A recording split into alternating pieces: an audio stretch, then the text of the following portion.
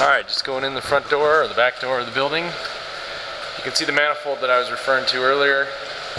This is where all of our source water comes into the plant. Each of these three risers that you see here allows us to divert water into various points of connection. This first riser here is from the well that you saw outside, S12. We've got a blue valve to the left of it that goes to our blow-off pipe outside. You've got a meter on there that meters how much water is actually coming into the plant for our chlorine measurements. And then this meter up top allows it to go up into the main manifold that goes into our clear well, and I'll get into that in just a second. The second riser you see here is for the Clear Springs wells that are across Highway 85-87 that you saw just outside.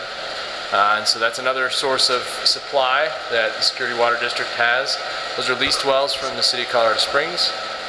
And then this last riser comes from our contaminated source waters at S13 and S14, which are both Security Water District wells. And those have detectable levels of perchloroethylene or tetrachloroethylene in them. And those, basically this valve here would be shut primarily all of the time, so that any water coming from S13 or S14 has to go through our stripper units, and I'll get into those in just a second. So that would go down that Schedule 80, that black PVC pipe that you see there, into those large boxes. The cleaner water, the stuff that doesn't need to have PCE removed from it, follows this pathway down here and into our clear well. And you can see the white PVC pipe that goes into that pipe just below this valve. That's our actual chlorine supply that we use to disinfect the water. Stepping back here,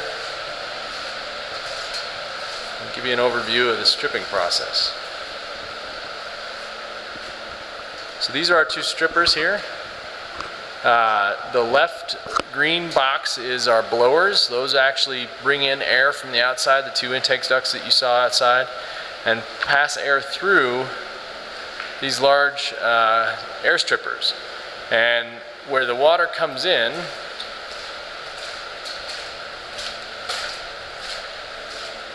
to these strippers via these two PVC pipes, it flows in down through various levels in this stripper, and air is blown up through little holes in this mesh that's inside.